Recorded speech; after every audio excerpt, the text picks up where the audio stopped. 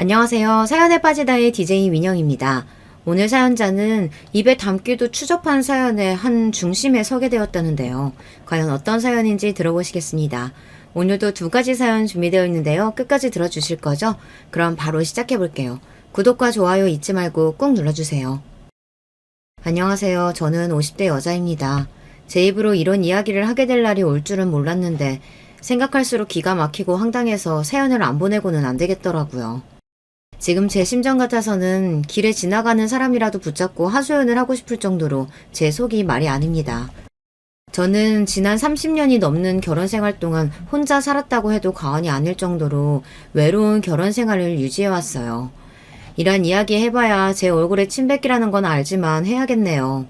저는 명백히 사기 결혼을 당했습니다. 남편과 결혼 전에 남편에 대해 들은 이야기는 순전히 다 거짓말이었어요. 저와 남편은 저희 이모의 소개로 만났어요. 이모가 이런 선비 집안이 없다고 입에 칩이 마르게 칭찬을 해서 그런 줄만 알고 혹해서 결혼했습니다. 저도 알아요. 제 실수죠. 결혼이라는 건 무엇보다 신중하게 결정했어야 했는데 제 생각이 짧았습니다. 제가 결혼을 좀 급하게 한 게 바로 밑에 여동생이 하나 있었는데요. 동생에게 남자친구가 있었어요. 3년 가까이 만난 남자친구인데다 동생 나이도 계속 찾아보니 남자 쪽에서 결혼을 서두르더라고요. 동생도 그 남자랑 지금 당장 결혼하고 싶다고 난리인 상황이었는데 바로 위에 언니인 제가 시집을 안 가고 있으니 부모님께서 빨리 선이라도 봐서 시집을 가라고 상하였어요. 그런 상황이다 보니 저는 등 떠밀려서라도 결혼을 해야 했습니다. 남편은 저희 친정 바로 옆 동네에 사는 집안의 둘째 아들이에요. 사남매 중 둘째로 위로 형 하나, 밑으로 남동생 하나, 여동생 하나가 있었습니다. 시부모 될 사람들이 내가 잘하는 사람들인데 시아버지가 동네에 땅도 많고 집도 기와집에 좋아. 그나들은 배 탄다고 결혼도 안 하고 살면서 이 나라 저 나라 돌아다닌다고 하니 얼굴 보기도 힘들대. 그래서 부모 둘 다 둘째한테 의지를 많이 한다고 하더라고. 내가 듣기론 둘째 아들이 장남이나 다름없어서 나중에 재산도 다 둘째한테 물려준다고 하더라. 20대 초반까지 도시에는 나가본 적도 없이 시골에서만 살았으니 제가 세상 물정이라고 알았겠어요. 그저 남자가 착실하고 시부모님이 돈이 좀 있다고 하니 그거면 됐다 싶어서 얼른 선자리에 나가 남자를 만났습니다. 남편을 처음 만났을 때는 다행이다 싶었어요. 저랑 1살 차이밖에 안 난다고 해서 젊을 줄은 알고 있었는데 사람이 키도 훤칠하고 인물도 나쁘지가 않은 게 괜찮더라고요. 겉으로 봐서는 멀쩡해 보이니 저는 고민할 거 없이 시집가도 되겠다 싶었습니다. 그런데 바로 그때부터가 제 인생의 비극 시작이었죠. 이모가 말한 건 다 그냥 동네에 떠도는 이야기일 뿐 사실과는 거리가 멀었습니다. 시부모님이 집이 한 채 있기는 했는데 기와집도 아니었고 당시에도 이미 70년, 80년은 된 시골집이었어요. 시부모님이 집 앞에 농사를 짓는 땅이 조금 있었는데 크게 돈이 될 정도로 좋은 땅은 아니었습니다. 그냥 시골에서는 흔한 보통 집안이었죠. 거기다가 그렇게 점잖은 선비 집안이라고 칭찬을 하더니만 그 말도 틀린 말이었어요. 알고 보니 시어머니가 남편의 친엄마가 아니더라고요. 동네 사람들한테 들은 이야기인데 시아버지가 젊어서부터 조강지처를 놔두고 바람을 피워 둘째 부인을 둔 거라더군요.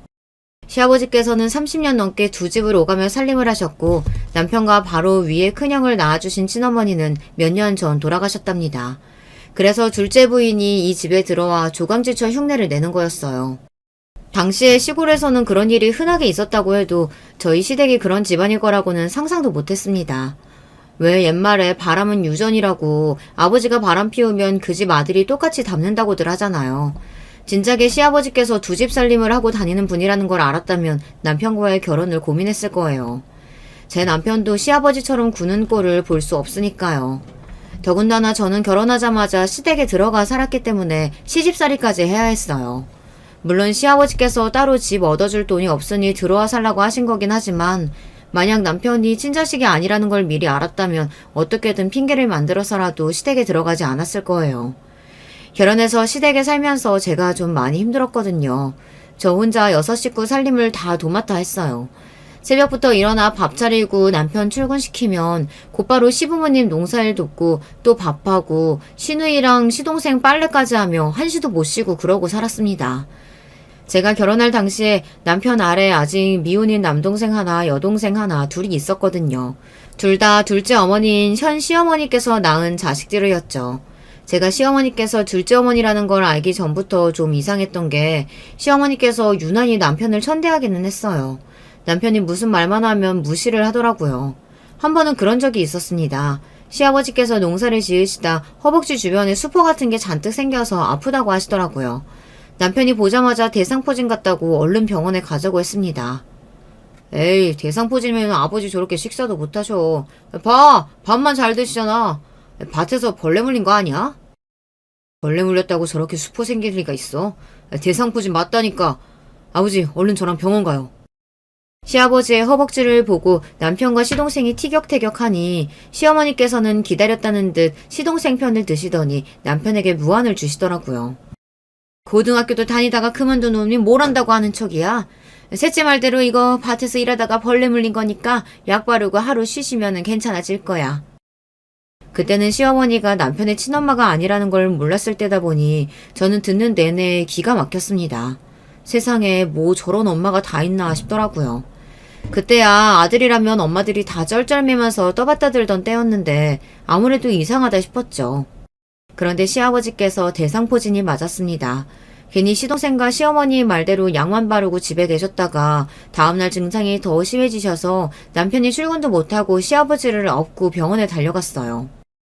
아이고, 우리 둘째 아들 아니었으면 죽을 뻔했네. 셋째랑 당신은 알지도 못하면서 무슨 벌레 물린 거라고 설레발을 치고 있어. 계속 모르고 약만 발랐으면 큰일 날 뻔했잖아. 금방이라도 죽을 것 같다고 소리를 지르시던 시아버지는 병원에 가자마자 대상포진 진단을 받고 치료를 받고 오시고는 금방 나아지셨습니다. 시아버지는 이게 다 남편 덕이라고 시어머니와 시동생을 나무라셨어요. 둘째 너는 어쩜 딱 보고 대상포진인 줄 알아? 우리 둘째 똑똑하네.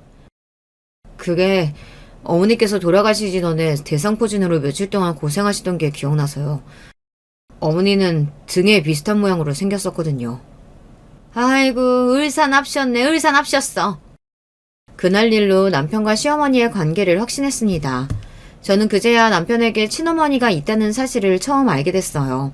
그날 밤 저는 남편에게 왜 그런 중요한 이야기를 하지 않았느냐고 물었습니다.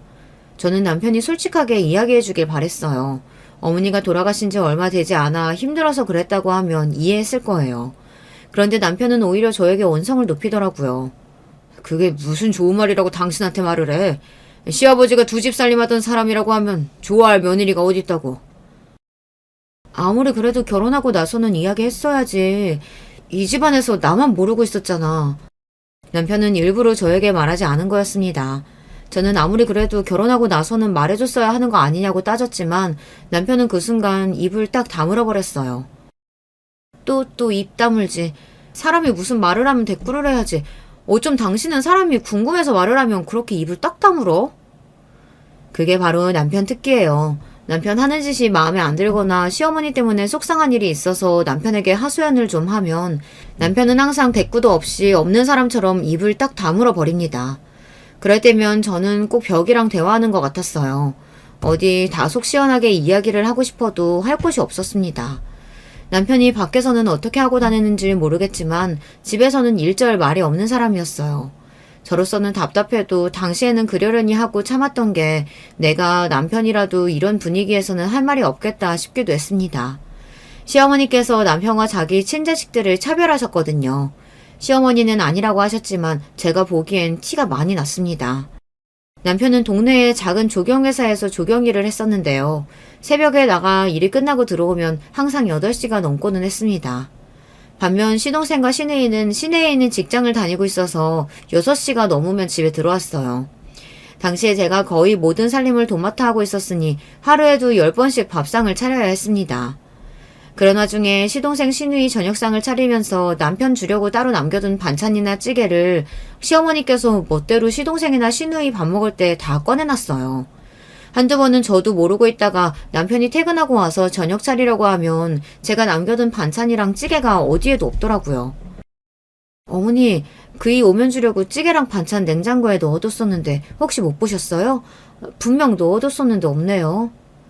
그거야 애들 퇴근하고 왔을 때 저녁으로 줬지. 시어머니는 뻔뻔하게 얼굴 표정 하나 안 변하고 자기 자식들에게 다 줬다고 말했습니다. 그 반찬이랑 찌개는 그이 주려고 따로 빼둔 건데 다 시동생이랑 시누이한테 주시면 어떡해요. 영우 씨 지금 퇴근하고 와서 씻고 있는데 당장 먹을 게 하나도 없어요. 어머, 너는 애가 왜 그렇게 손이 작니? 그러게 좀 많이 찌개 놓으면 될걸. 몰라. 네 남편 먹을 거니까 지금이라도 얼른 해서 주면 되지. 정 먹을 거 없으면 라면이나 하나 끓여줘. 세상에 어쩜 저렇게 티를 내는데 제가 어떻게 모를 수가 있겠어요. 아무리 친자식이 아니라고도 그렇지 20년 넘게 옆에서 지켜봤는데 먹는 거 가지고 저렇게 추잡하게 구니 저까지 다 기분이 나쁘더라고요. 저도 남편한테 정이 많은 건 아니지만 시어머니께서 그럴 때 보면 남편이 안쓰러웠어요. 저렇게 사랑을 못 받고 커서 아내인 나한테도 무심한 건가 싶더라고요. 남편은 저에게 무관심해도 너무 무관심했어요. 결혼 전에야 선자리에서 만나서 반년 만에 결혼했으니 가까워질 시간이 없다 치지만 결혼까지 했는데도 영 저에게 살갑게 대하지 않았습니다. 더군다나 남편이 조경 일을 하다 보니 다른 지역으로 출장을 가는 일도 많았어요. 특히나 섬이나 아예 다른 지역으로 가게 되면 한 달씩 집에 안 들어올 때도 있었는데요. 그럴 때면 저 혼자 시댁에서 외톨이나 다름없었습니다. 그러던 중 정말로 외톨이가 되어버리고 만 사건이 있었어요. 시동생이 결혼하겠다고 여자를 데려왔어요. 시동생은 남편보다 1살 어려서 저랑 동갑이에요. 당시에는 시동생이 좀 늦은 결혼이었는데 시동생보다 5살이나 어린 여자를 데리고 왔더라고요. 그런데 저와 달리 동서될 사람 나이가 어려서 그런지 애교도 많고 성격도 싹싹했어요. 저와 다르게 사랑을 많이 받고 자란 티가 났습니다. 시어머니에게도 보자마자 어머니 어머니 하면서 애교 있게 부르면서 잘하더라고요. 안 그래도 시어머니께서 자기 친자식들만 끼고 도시는 와중에 동서까지 들어오면 저는 찬밥 심세했게 뻔했죠. 그러던 어느 날이었습니다. 시아버지께서 저를 부르시더니 할 말이 있다고 하시더라고요. 셋째씩 날짜 잡혔으니까 너희는 집 구하는 대로 나가라. 둘째한테도 말해뒀으니까 아마 이번에 오면 집 구한다고 할 거다. 저는 이게 무슨 소리인가 했습니다. 난생 처음 듣는 소리였어요. 아버님, 그게 무슨 말씀이세요? 뱃속에 애도 생겼는데 갑자기 그러시면 저희 세 식구 어디로 가요? 애도 생겼으니까 나가라는 거지. 도대체 언제까지 이 좁은 집구석에 얹혀서 살 거야? 저는 시부모님의 말씀에 어안이 벙벙했습니다. 결혼해서 시댁에 들어와서 살아야 한다고 했을 때는 당연히 달갑지 않았었지만 당시에 이미 시댁에 들어와 산 지 3년이 다 됐을 때였어요. 거기다가 아이도 임신했을 때였고요. 남편이 벌어오는 돈은 항상 시아버지께 생활비로 다 내놓았고 저에게 용돈 정도 줬었기 때문에 일절 모아둔 돈이 없었습니다. 그럼 당장 집 구할 돈이라도 아버님께서 주셔야죠. 지금까지 그이가 벌어온 돈 다 아버님께 드렸는데 저희가 무슨 돈이 있어서 나가요. 지금까지 시부모님께 불만이 없었던 건 아니지만 며느리로서 시부모님께 또박또박 돈 가지고 따질 수 없어서 참고 있었던 거예요. 그런데 시동생이 결혼해서 당장 들어와야 한다고 저희더러 갑자기 나가라고 하시니 기가 차더라고요. 어허, 이게 다 무슨 소리야? 내가 받은 건 너희가 우리 집에 얹혀 사니까 당연히 생활비조로 받은 거지. 내가 그 돈을 왜 줘? 부모 자식 사이에 이런 경우는 또 처음 봤습니다. 저희 친정에서는 아무리 사정이 좋지 않아도 자식들한테 힘든 일이 있으면 어떻게 해서든 도와주시려고 하세요. 그런데 시부모님은 지금까지 3년 동안 남편이 벌어다온 돈을 다 가져가시고는 이제 와서 그건 당연한 돈이라고 하시면서 빈몸으로 나가라고 하시더라고요. 그날 저는 결혼하고 처음으로 남편이 얼른 돌아오길 기다렸습니다. 그동안 한 번도 외지로 떠난 남편을 기다려본 적이 없었는데 그날은 한시라도 빨리 남편이 돌아왔으면 싶더라고요. 그런데 제가 믿을 사람을 믿었습니다. 남편은 시아버지에게 따질 생각이 없었어요. 역시나 입을 꽉 다물고는 한마디도 하지 않고 그대로 짐을 싸더라고요. 저에게도 짐을 싸서 당장 친정에 가 있으라고 했어요. 왜 아버님한테 아무 말도 안 해? 당신 돈 있어? 돈 있어서 지금 나가겠다는 거야? 내가 돈이 어딨어. 나는 당분간 부산 숙소에서 지낼 테니까 당신은 친정에 가 있어. 내가 돈 구하는 대로 붙여줄 테니까. 남편은 말도 안 되는 소리를 짓거렸습니다. 본인은 어차피 일하느라 부산에서 지내고 있으니 계속 부산에 있겠답니다. 시부모님께 쫓겨나듯이 나가는 마당에 이제는 부부가 떨어져 살자네요. 그것도 임신한 마누라하고 말이죠. 그게 말이 돼? 임신한 마누라 버리고 당신만 나가서 혼자 살겠다는 거야? 안 그래도 시부모님의 갑작스러운 통보에 혼란스러운 와중에 남편의 행동에 분노가 들끓었습니다. 버리긴 누가 버린다는 거야? 그럼 어떡하냐? 셋째 장가가면 지낼 곳이 없다는데 신혼인데 집도 없이 살게 할 순 없잖아. 가관도 이런 가관이 없었습니다. 남편은 그 와중에 자기 동생 편을 들었어요. 울프 동생이 임신한 아내보다 더 중요한지 일절 시아버지께 반항 한 번 안 하고 그대로 집을 나왔습니다. 저는 남편이고 뭐고 다 싫었습니다. 볼록하게 나온 배만 보면 눈물이 울컥했어요. 제가 이런 취급이나 받으려고 결혼한 게 아닌데 어쩌다가 이런 신세가 됐나 처량하더라고요. 결국은 저와 남편은 그렇게 떨어진 채 2년을 넘게 살았습니다. 저는 친정에서 아이를 낳고 살았고 남편은 여기저기 떠돌이처럼 살면서 한 달에 한 번 아이를 보러 친정에 오고는 했어요. 남편은 미안하다고 올 때마다 자기 딴에는 이것저것 바리바리 싸들고 오기도 하고 생활비도 넉넉하게 줬지만 이미 한 번 틀어진 마음은 쉽게 회복이 안 되더라고요. 결혼한 지는 5년이 넘었어도 남편이랑 한 집에서 한 이불 덮고 산 거는 1년도 채 되지 않으니 미운 정도 들지를 않더라고요. 언제부턴가는 오히려 남편과 떨어져 사는 게 익숙했습니다. 아이도 어릴 때라 아빠를 찾지도 않았고 친정 부모님 곁에서 마음껏 응석 부리며 살았으니까요. 그런데 친정 부모님 생각은 달랐습니다. 하루라도 빨리 남편이랑 합쳐서 나가기를 바라셨죠. 당연한 일이에요. 시집간 딸이 남편도 없이 홀몸으로 애를 데리고 친정에 들어와 있으니 주변에서들 어지간히 쑥덕이잖아요. 그러다 보니 남편이 친정에 올 때마다 친정 부모님은 사위 눈치를 보며 언제쯤 저와 아들을 데리고 나갈 거냐고 물었습니다. 자네 힘든 건 알지만 애도 벌써 돌도 지났고 슬슬 아버지도 찾을 텐데 언제까지 이렇게 살 건가? 웬만하면 월세라도 얻어서 얼른 살림 차려야지. 저야 남편이랑 살림을 합쳐봐야 어차피 애랑 둘만 남겨질 게 뻔하기에 그대로 친정에 사는 게 나쁘지 않다고 생각했어요. 하지만 아이를 생각해서라도 친정 부모님 말씀이 맞는다고 생각했습니다. 아무리 상황이 좋지 않아도 가족이 떨어져 사는 게 익숙해지면 좋을 게 없으니까요. 그런데 남편은 올해도 힘들 것 같다고 했어요. 올해 잡힌 인들이 다 지방이고 섬이라 지금 당장 제가 어디다가 터를 잡고 살아야 할지 판단이 안 서네요. 그래도 올해 지나면 전세 보증금 정도는 어떻게 될 테니까 걱정하지 마세요. 자네, 작년에도 그렇게 말하지 않았나? 원래 돈이라는 게 그래. 모이만 하면 나가고 없으면 또 일 터지고. 어차피 재벌될 거 아닌 거 괜히 가족끼리 떨어져 있지 말고 하루라도 빨리 합쳐. 정 힘들면 우리가 좀 도와줄 테니까. 이번에는 진짜예요, 장모님. 올해까지만 고생하면 내년엔 진짜 합칠 거니까 제발 믿어주세요. 남편은 친정 부모님께 걱정하지 말라고 했지만 시간이 갈수록 친정 부모님의 얼굴에는 그늘이 졌습니다. 당신들도 이제 연세가 들 만큼 들었고 다른 자식들은 다 시집장가 가서 멀쩡하게 잘 사는데 저만 그러고 있으니 저를 볼 때마다 근심이 많으셨죠. 그러던 중 일이 좀 터졌습니다. 남편이 일하는 팀의 반장이 갑자기 늦은 밤에 저에게 연락이 왔어요. 남편이 일하다가 좀 다쳤다고 하더라고요. 급하게 수술에 들어가야 하는 바람에 저에게 연락을 못했었는데 이제 막 수술 잘 끝나고 나왔답니다. 저는 놀라서 그 길로 남편의 있는 병원으로 가려고 했어요. 그런데 시간이 너무 늦어서 버스도 택시도 다니지를 않았어요. 저는 밤새 잠도 못 자고 뒤척이다가 바로 다음날 새벽이 되자마자 첫 차를 타고 남편이 있는 병원으로 갔어요. 그런데 그곳에서 믿을 수 없는 광경을 보고 말았습니다. 글쎄 남편 병실에 웬 여자가 있더라고요. 처음엔 같이 일하는 사람인가 혹은 반장이라는 사람과 아는 사이인가 수만 가지 생각을 했습니다. 그런데 잠시 뒤 그 여자가 누군지 바로 알 수 있었습니다. 자기야, 수술 잘 끝났다는데 왜 이렇게 힘이 없어. 얼른 일어나서 죽 좀 먹어봐. 당신이 기운을 차려야 내가 살지. 당신 이러고 있으면 난 어떡하라고. 분명 여자는 남편에게 자기야라고 불렀습니다. 그리고 남편도 여자에게 세상 다정한 목소리로 걱정하지 말라고 했어요. 아이, 이가 수술 별거 아니야. 며칠 입원만 하면 된다는데 뭘 걱정해. 그러자 금세 얼굴에 웃음을 띤 여자가 남편의 볼에 입술까지 맞추고 얼굴을 쓰다듬었어요. 저는 그 모습을 보자마자 눈이 휙 돌았습니다. 앞에 보이는 게 없었어요.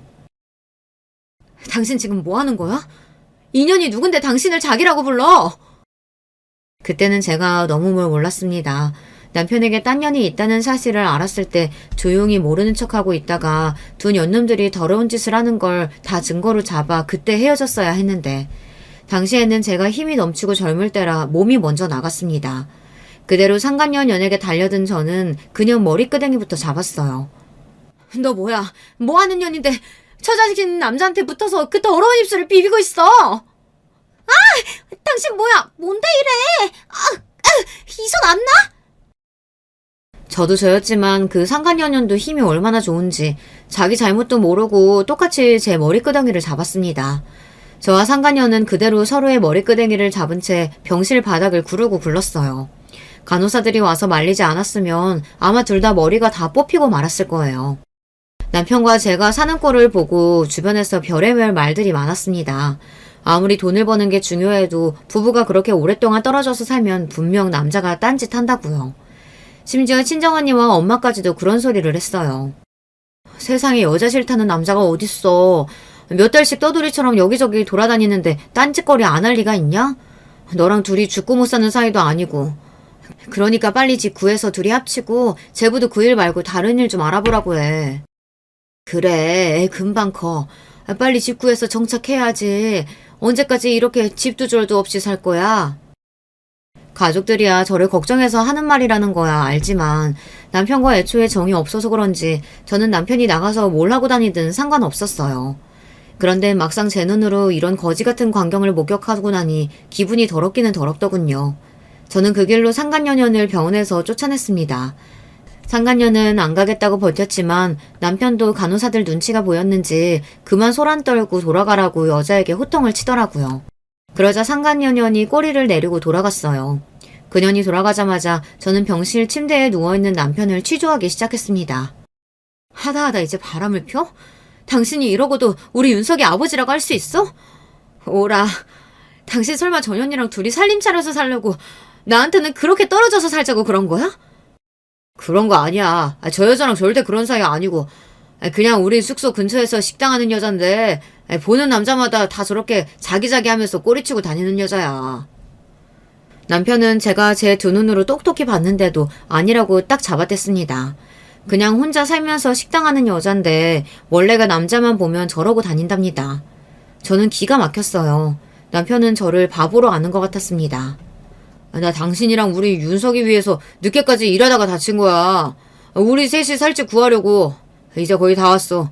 내가 퇴근하면 바로 올라가서 처가 근처에 집 구할 거니까 나만 믿어. 이제 와서 집을 구하겠다고? 뻔뻔한 게 당신 아버지랑 똑같구나.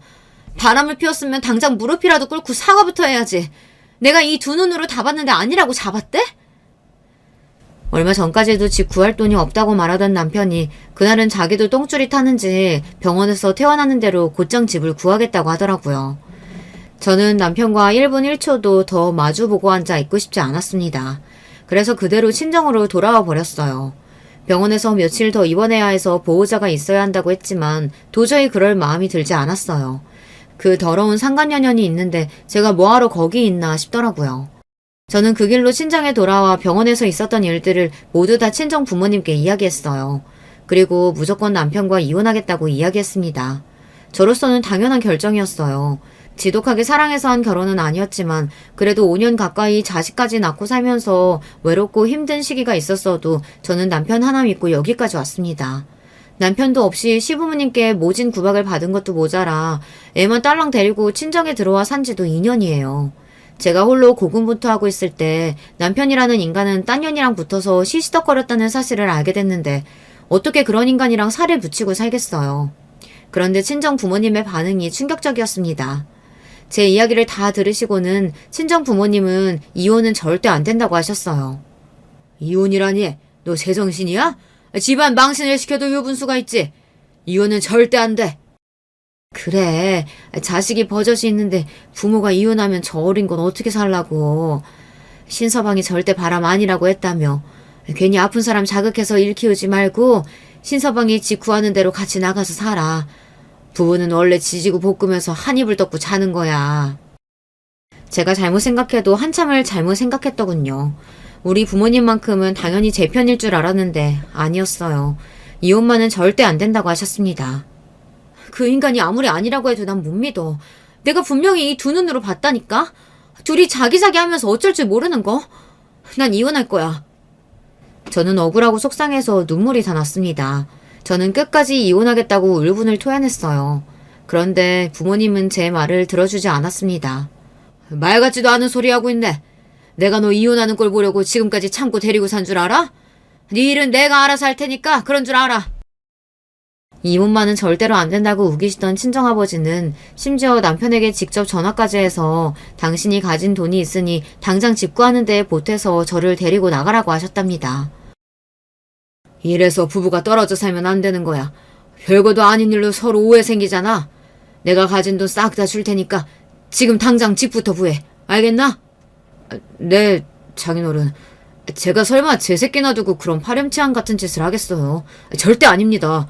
장인어른께서 도와주시면 제가 곧바로 집 얻어서 애들 엄마랑 우리 윤석이 데리고 나올게요. 세상에 믿을 사람 없다더니 저는 친정부모님께마저 버려졌어요. 친정부모님은 딸내미 이혼녀 되는 게 싫어서 그런 더러운 놈이랑 살라고 하셨어요. 그때가 아마 제 인생에서 가장 힘들었던 시기인 것 같아요.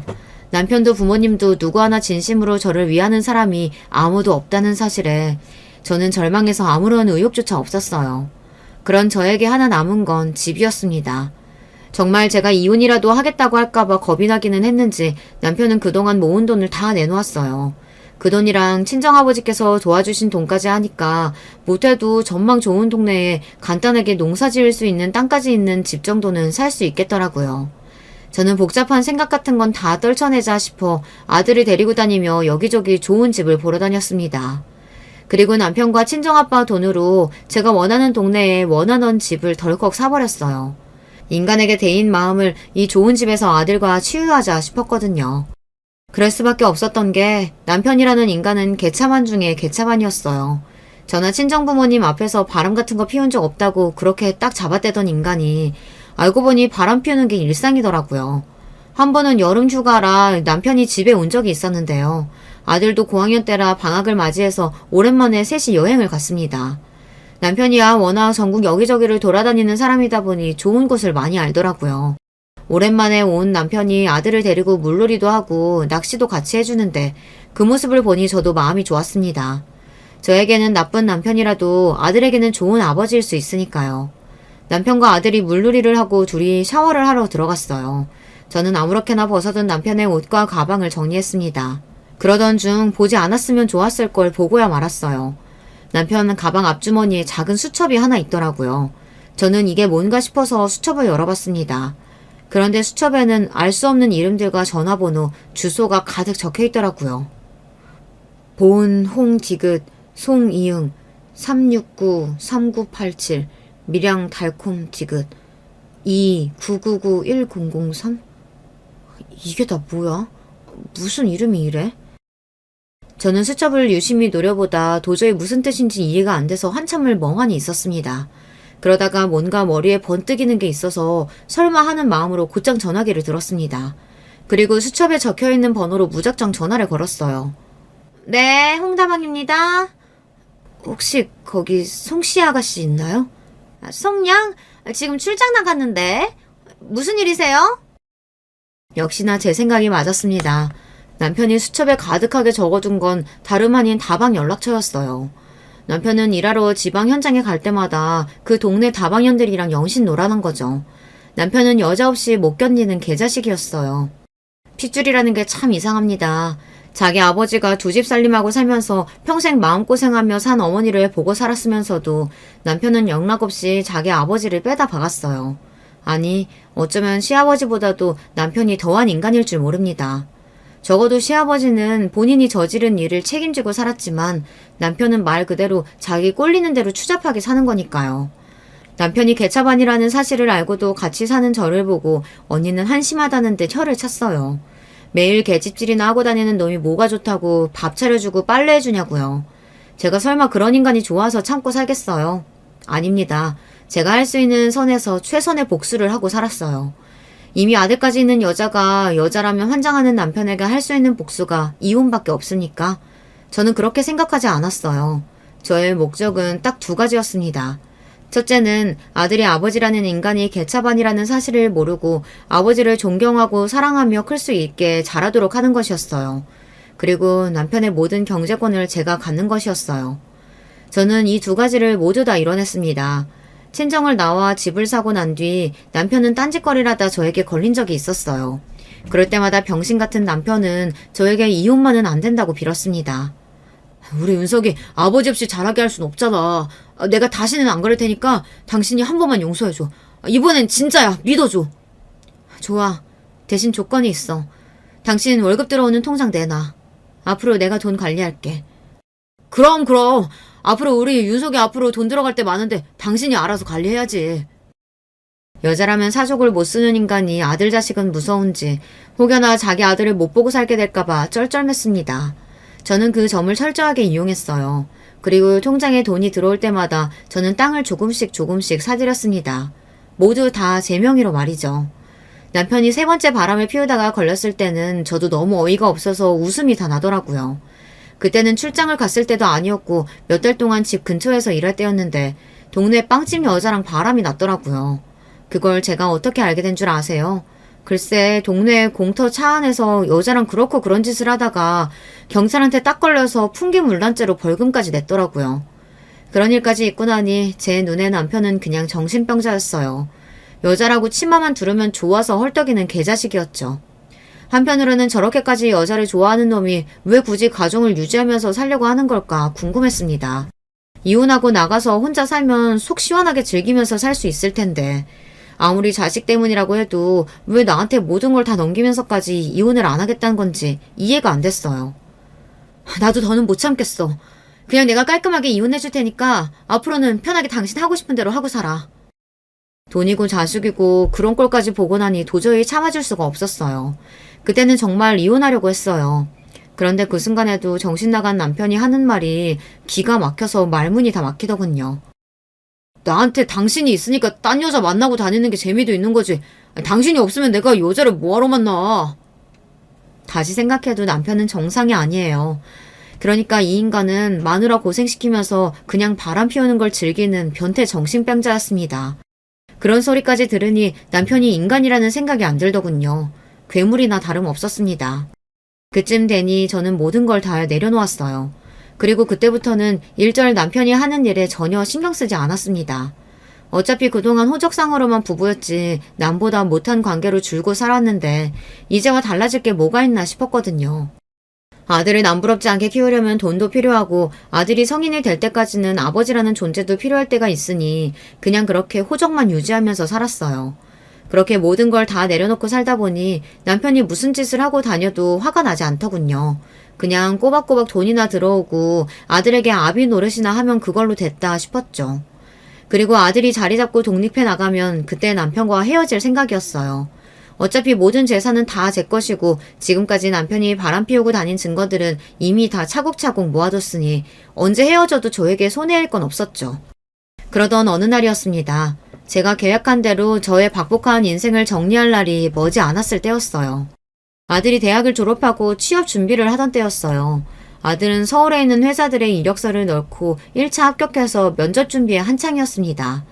저는 아들이 취직만 돼서 서울로 올라가면 바로 남편과 이혼할 생각이었어요. 그러던 중 생각지도 못한 일이 벌어졌습니다.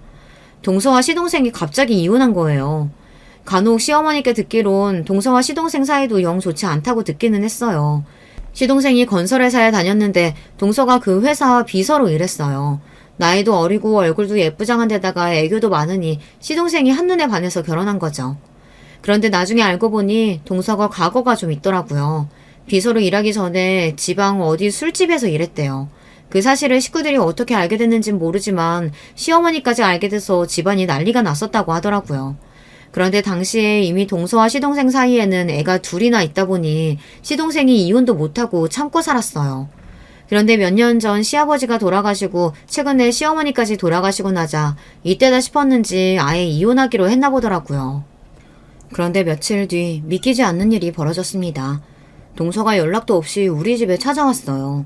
동서가 시집 오고 나서 지난 20년 가까운 시간 동안 한 번도 따로 만난 적이 없었는데 저는 무슨 일인가 했죠.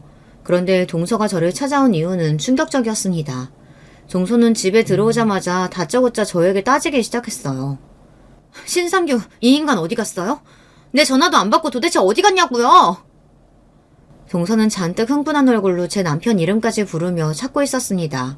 저는 기가 막혀서 동서의 앞을 가로막았어요. 동서, 지금 뭐 하는 거야?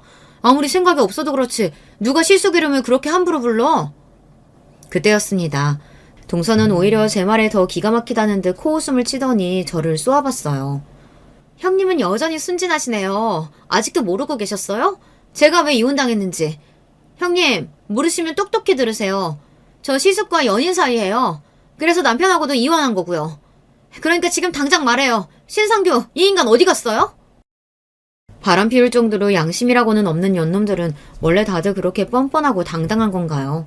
동서는 마치 자기 남편을 찾으러 오기라도 한 것처럼 제 앞에서 당당하게 울었습니다.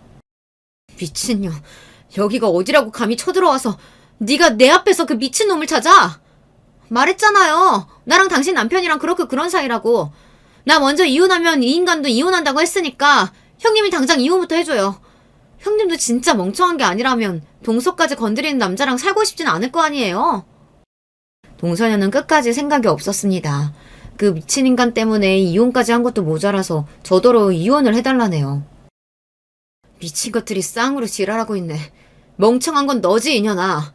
새끼까지 버리고 이혼하면서 그런 새끼랑 또 살고 싶니? 그거야 형님같이 사랑 못 받아본 여자들이나 하는 소리죠. 규상씨가 형님한테는 손 하나 까딱 안 해도 나하고 있을 땐 돌쇠가 따로 없어요. 우리가 서로 얼마나 사랑하는데요. 저는 동서년 입에서 사랑이라는 소리가 나오는데 웃음이 터져서 참을 수가 없었습니다. 조금 더 묵혀뒀다가 아들까지 다 독립시키고 터뜨리려고 했는데 더는 안 되겠더군요. 미친년 말하는 거 봐라. 야, 너 큰일 났어. 내 앞에서 헛소리할 시간 있으면 얼른 산부인과부터 가봐. 너 임질이야. 뭐래? 나 괜히 겁주려고 그런 소리 하는지 누가 모를 줄 알아요? 내가 임질에 걸리긴 왜 걸려? 아휴, 역시나 그 새끼가 자기 성병 걸린 거 말 안 했구나. 어떡하니? 그 인간 얼마 전부터 오줌도 못 나올 정도로 아파서 떼굴떼굴 구르다가 병원 갔더니 임질이라더라. 상태가 심각해서 내가 아예 입원시켰어. 그거 보고 싶으면 가봐. 내가 병원 알려줄 테니까. 뭐야? 미친 새끼. 어쩐지 며칠 전부터 몸이 이상하더니만. 동서녀는 그대로 제 몸을 벅벅 긁더니만 어쩐지 이상하다고 했어요. 이제야 알았어? 그 새끼 그거 완전 성중독이야. 너 만나면서도 연신 방석집 드나드는 거 내가 몇 번이나 봤어. 설마 형님, 아니 너 나랑 신상규랑 만나고 있는 거 이미 알고 있었어? 당연하지. 내가 그 인간이랑 산 세월이 몇 년인데 그 인간이 새로 만나는 여자도 모를까봐? 아! 말도 안 돼! 뭐 이런 거지 같은 상황이 다 있어? 이 거지 같은 상황 만든 건 네 년이지. 내 집에서 그만 시끄럽게 떠들고 얼른 병원이나 가 이년아. 더러워 죽겠어. 동서는 혼란스러운지 자기 혼자 어쩔 줄 몰라 하더니만 도망치듯 집에서 나갔습니다. 이 일이 다 어떻게 된 거냐고요? 말 그대로입니다. 개차반 중에서도 제일 개차반 같은 인간이랑 20년을 넘게 살았는데 제가 정말 저 인간을 남편으로 생각하면서 살았을 리 없죠. 저는 내내 이혼할 준비만 하면서 산 사람입니다. 얼마나 많이 준비하고 기다렸겠어요. 물론 그 인간이 하다하다 동성까지 건드렸을 줄은 몰랐습니다. 상상도 못했어요. 그런데 얼마 전 시동생에게 연락이 왔더라고요. 동서가 바람을 피우는 것 같아 뒤를 밟았는데 글쎄 그 상대가 남편이었답니다. 사실 그 옆에 내가 술집 출신이라는 거 알려준 사람도 형이었어요. 자기가 젊어서 자주 가던 주점이 있었는데 거기서 그 옆에 애를 분명히 봤다고요. 그러면서 한다는 말이 술집에서도 애교가 많아서 인기 많았다고 제 앞에서 떠벌리다라니까요. 세상에 어떻게 그런 인간이 있을 수가 있죠? 그때도 정말 상종하고 싶지 않았어요. 알고 보니 동서가 술집 출신이라는 걸 시댁에 말해준 사람이 바로 남편이었답니다. 본인이 다니던 술집에서 동서를 본 적이 있었던 거예요. 그 뒤로 저와 시동생은 함께 증거를 모으고 있었어요. 동서도 이미 이혼하겠다고 마음을 굳힌 상태라 시동생과 동서는 재산 분할 없이 합의하고 이혼했습니다. 양육권도 다 시동생이 가져갔고요.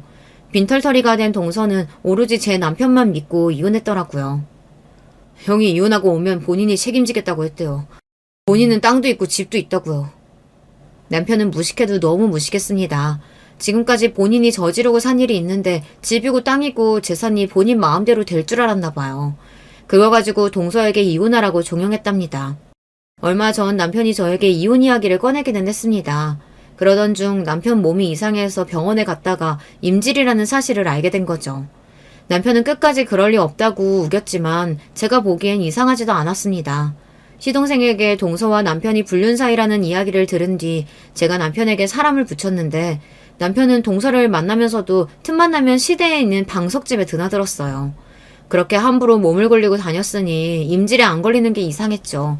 그 와중에도 동서까지 만나고 다녔으니 동서년한테 옮았을 게 뻔합니다.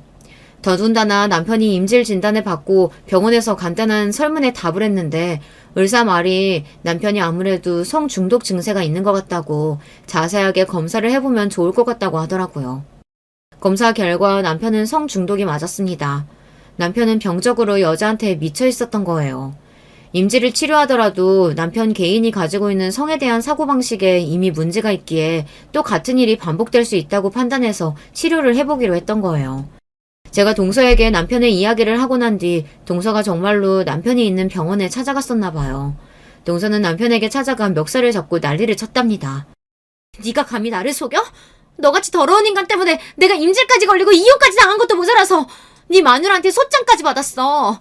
앞으로 어떻게 책임질 거야? 제가 동서에게 상간녀 소송 소장을 보냈어요. 이미 증거가 수두룩하기에 동서가 빠져나갈 방법은 없었습니다. 책임은 무슨 책임이야. 실직한 주제에 좀 놀아줬더니 이게 어디서 기어올라? 너 같은 년 필요 없으니까 다시는 찾아오지 마. 남편은 자기 몸이라면 끔찍한 사람이에요. 그 전까지는 자신의 문란한 사생활에 대해 전혀 부끄러워하지 않았지만 자기 몸이 아프고 병들고 보니 후회가 되기는 하나 봐요. 동서에게도 다시는 찾아오지 말라고 소리를 질렀답니다. 여보, 내가 진짜 잘못했어.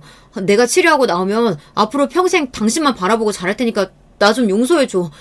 그리고 우리 아들한테 나 임질 때문에 치료 중이라고 말하면 안 돼? 인간이 한심해도 어쩜 저 정도로 한심할 수가 있을까요? 저는 남편의 멍청함에 혀를 끌끌 찼습니다. 용서? 웃기고 있네. 내가 이날만을 얼마나 기다렸는데 용서는 용서야. 치료 핑계로 자꾸 날짜 미루지 말고 제대로 붙어. 제 입에 담기도 흉한 이 이야기가 사실입니다. 제가 지난 25년 동안 호적상 부부로 살았던 인간이 바로 그런 괴물 같은 인간이었어요. 그 이후로 어떻게 됐냐고요? 저는 남편이라고 부르고 싶지도 않은 그 인간과 이혼하고 잘 살고 있습니다. 아들은 이미 미성년자가 아니기에 조정할 내용이 없어서 금방 소송이 끝났어요. 저는 일절 재산 분할 없이 몽땅 다 제가 가져왔습니다. 집이며 땅이며 다 제 명의이기도 했고 이혼 사유가 명백히 남편의 유책으로 인한 소송이었기에 오래 걸리지도 않았어요. 특히나 상간녀가 동서였다는 사실이 재판에 크게 작용했죠. 저는 그리고 진작 남편에게 이야기했습니다. 혹여나 재산 분할 어쩌고 토를 달면 그 즉시 아들에게 지금까지 남편이 저지른 만행에 대해 다 이야기하겠다고 했어요. 남편은 다른 건 몰라도 자기 아들만큼은 끔찍하게 생각하니까요. 제가 남편에게 말은 그렇게 했어도 사실 아들에게 남편이 저지른 만행에 대해서 전부 다 이야기할 생각은 없었어요.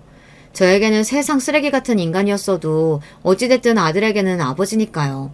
정확한 이혼 사유에 대해서는 아들에게 이야기하지 않았습니다. 시동생도 아이들에게는 동서와 남편의 일에 대해 이야기하지 않았거든요. 언젠가 아이들이 알게 될 수도 있지만 어떻게든 평생 모르게 하고 싶어요. 저는 이혼 후 집과 땅 모두 정리해 얼마 전 아들이 있는 서울로 올라왔습니다. 남편과 이혼 사실에 아들이 많이 놀라긴 했지만 아들도 성인이다 보니 저의 결정에 존중해줬어요. 저는 현재 어느 때보다 행복한 시간을 보내고 있습니다. 50년 넘게 산 세월 중에 지금처럼 속이 편안한 시간은 처음인 것 같아요. 반면 남편은 지난 세월 본인의 업보를 치르는 중입니다. 남편은 현재 지자체에서 운영하는 중독치료센터에 들어가 있어요. 성병에 걸린 이후 치료를 하고 나서도 후유증이 심해서 고생 중이라고 하더라고요.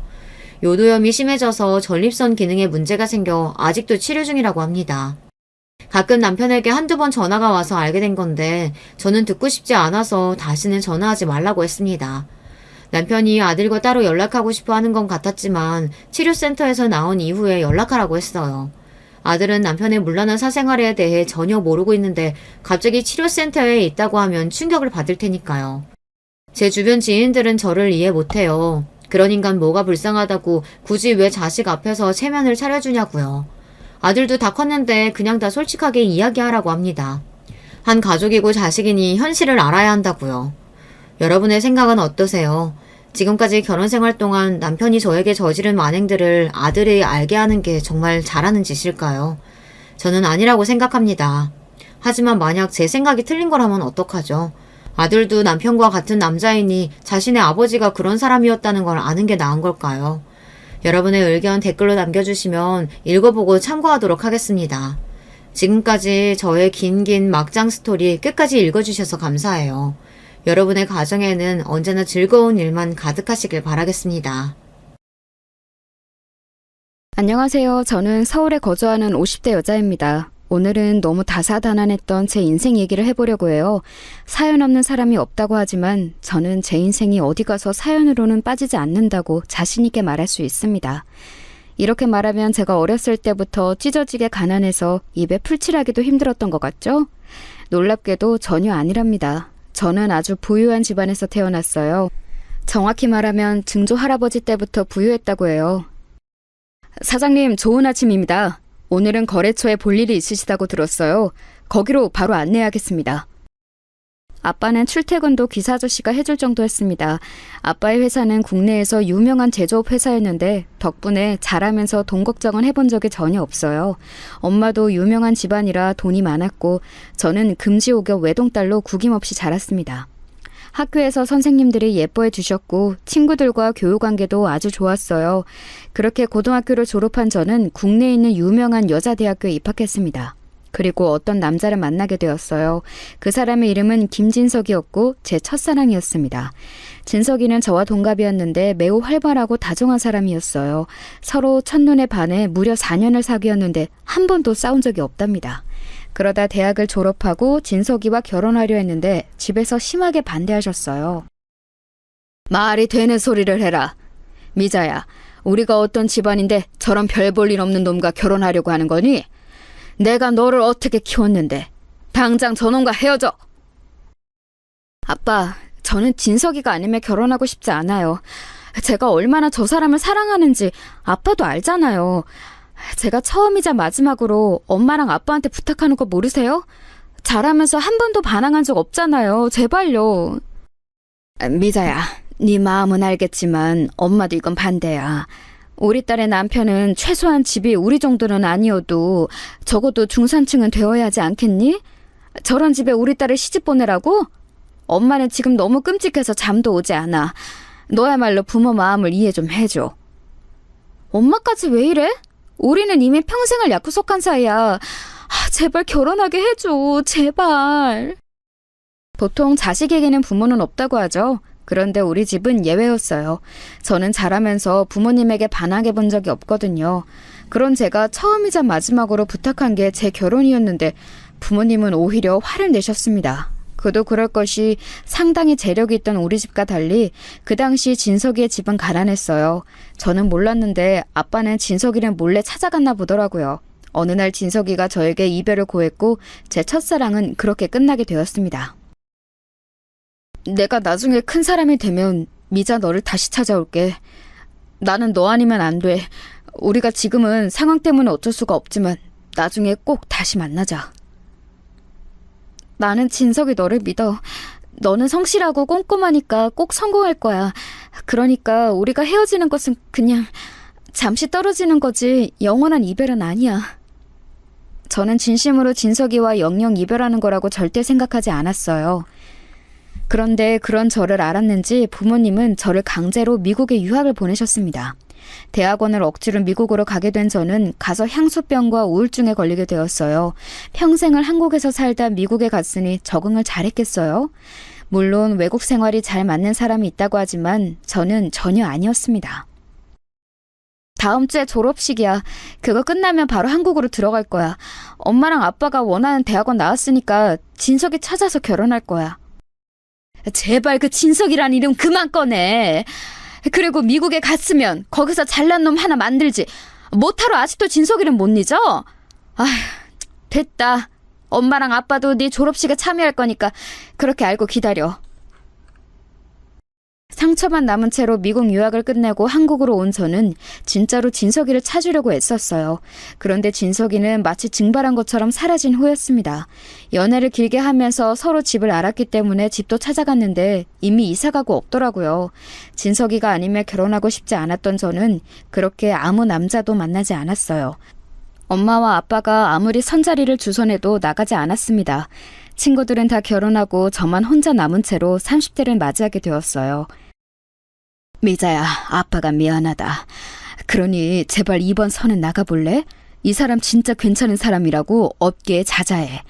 그러니까 제발 아빠랑 엄마 얼굴을 봐서라도 한번 나가기만 해봐, 응? 나는 결혼 생각 없다고 했잖아요. 내가 언제 진석이 찾아달라고 했어요? 나도 깔끔하게 포기했으니까 이제 나한테 결혼 얘기 꺼내지 말라고요. 생각 없어요.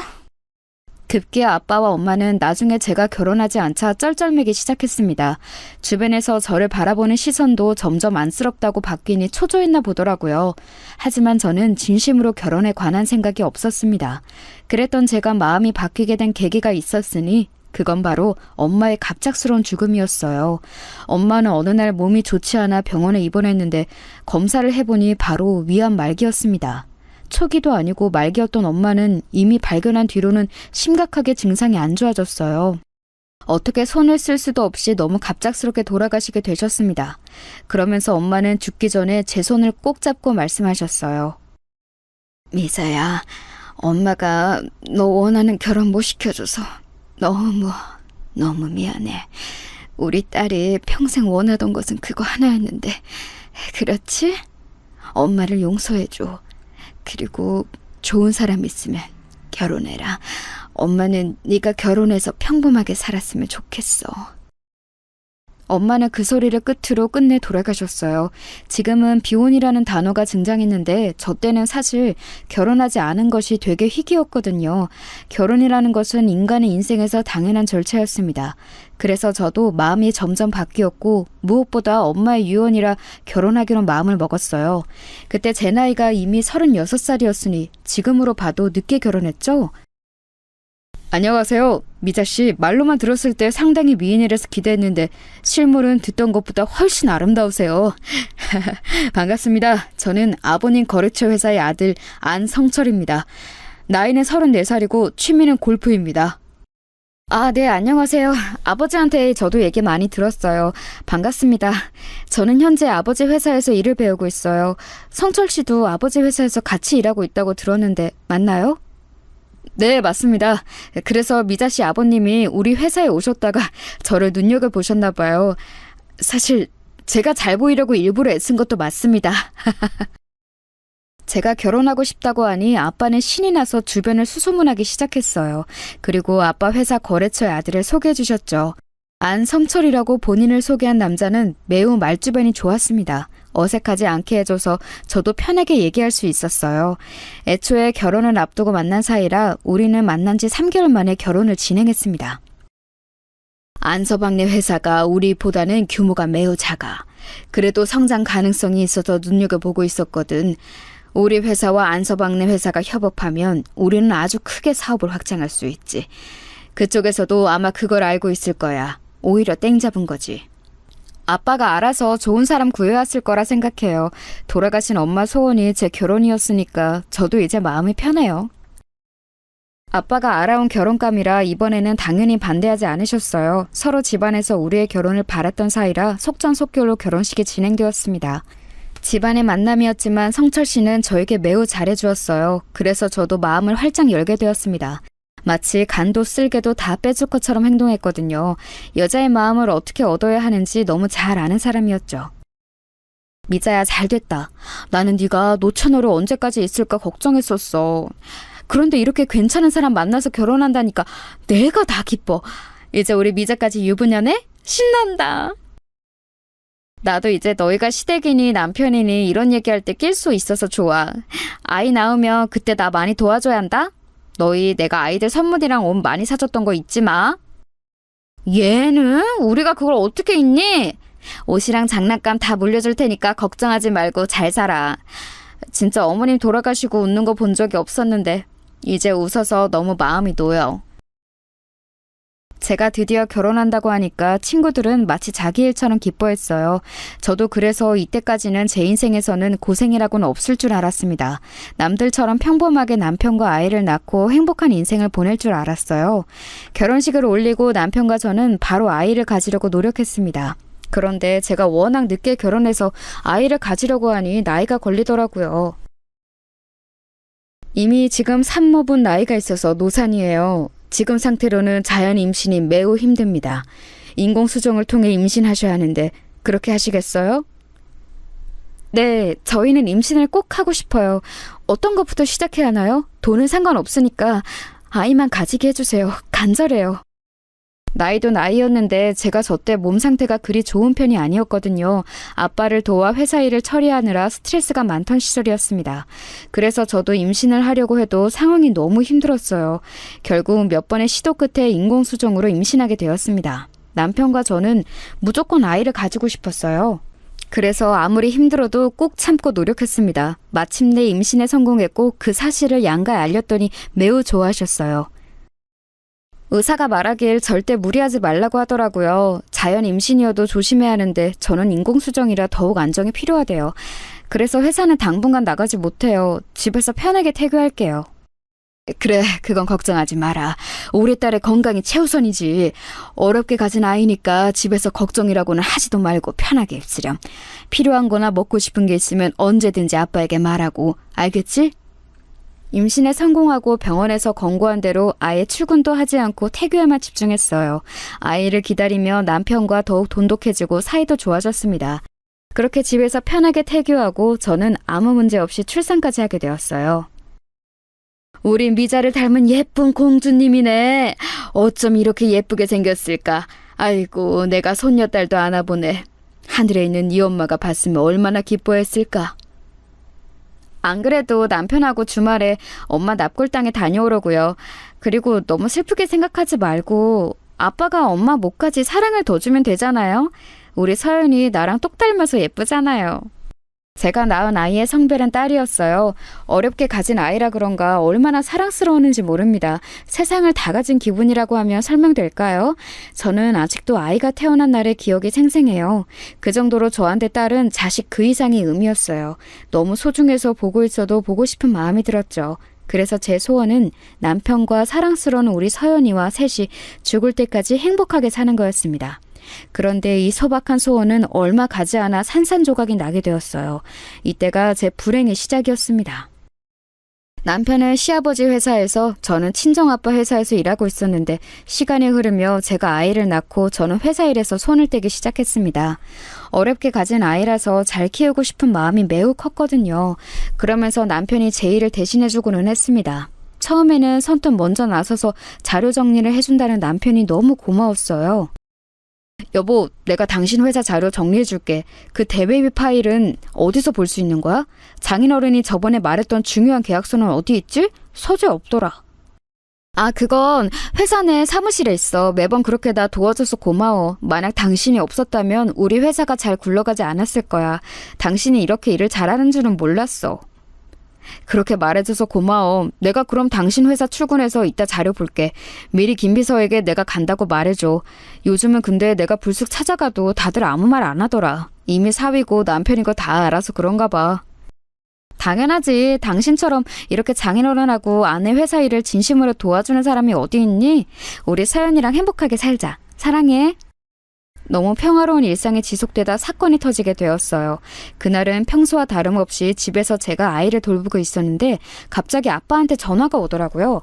무슨 일이 있는 것처럼 받기 전에 이상한 기운이 돌았습니다. 여보세요? 아빠 무슨 일이에요? 안서방이요?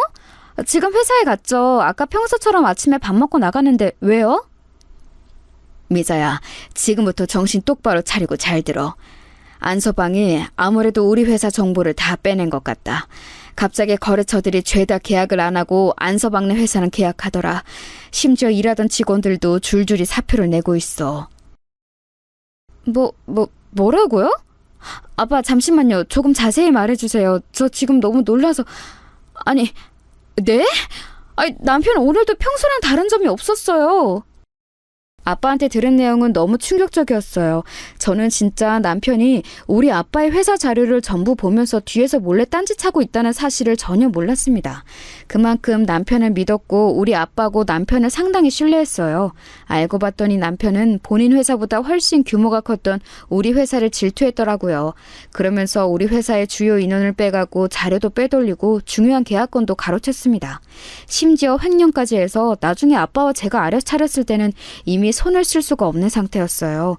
지금에서야 아무렇지 않게 이렇게 얘기하지만 저 때는 너무 당황해서 심장이 빨리 뛰어 과호흡이 올 정도였습니다. 남편에게 전화했더니 남편은 전화를 받지 않더라고요. 심지어 그날 밤에는 집에도 오지 않았습니다. 어머니, 아버님, 문 열어주세요. 지금 이게 말이 된다고 생각하세요? 문 열어주세요. 지금 애 아빠 어디 있어요? 어떻게 이럴 수가 있냐고요? 아유, 잠시만.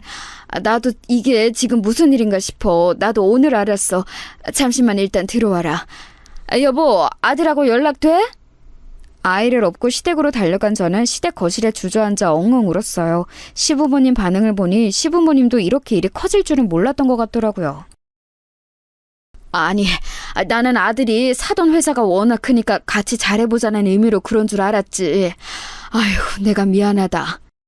시아버지는 어느 정도 알고 있었지만 이 정도로 커지는 것은 예상하지 못했다고 했습니다.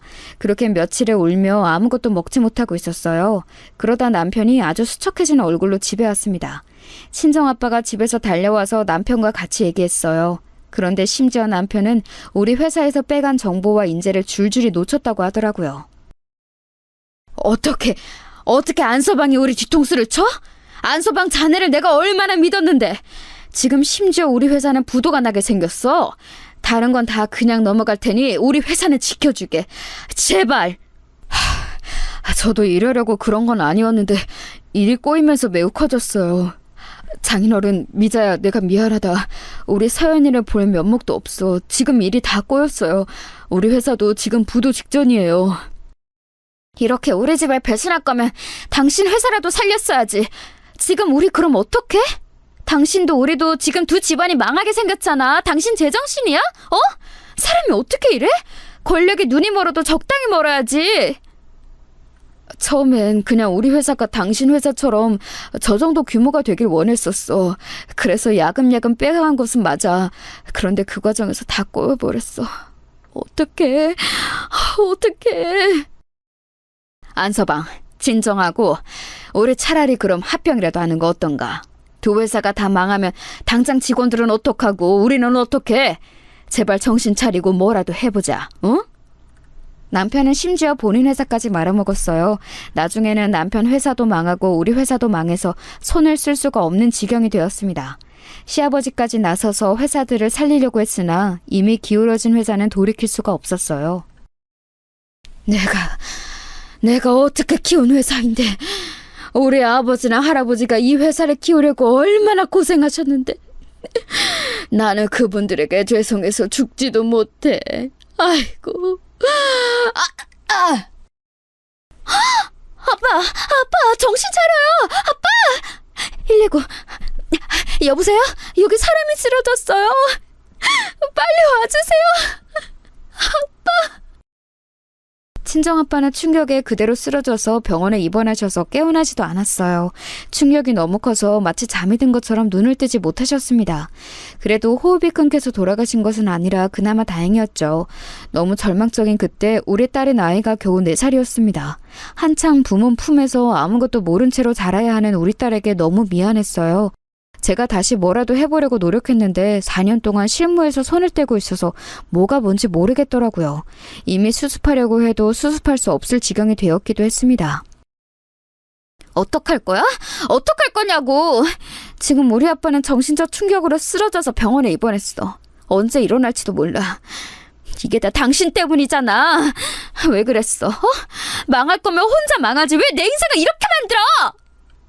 그럼 나보고 어떡하라고. 나라고 이렇게 될 줄 알았겠어? 나도 지금 미칠 것 같아. 어디 가서 확 죽을까? 그럼 속 시원하겠냐? 죽긴 뭘 죽어? 장난하니?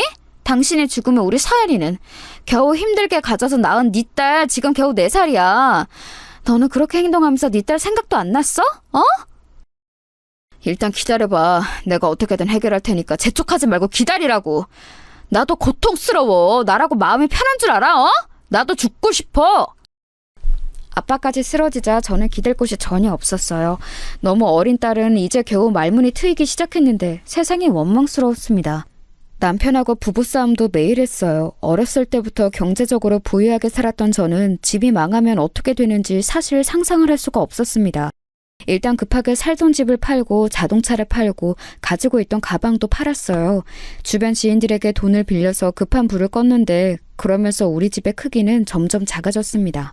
나중에는 자포자기해서 현실에 순응했는데 우리 딸의 얼굴을 보면 자꾸 눈물이 나왔어요. 아기를 데리고 평범하게 사는 것이 제 소박한 소원이었는데 그게 그렇게 힘들더라고요.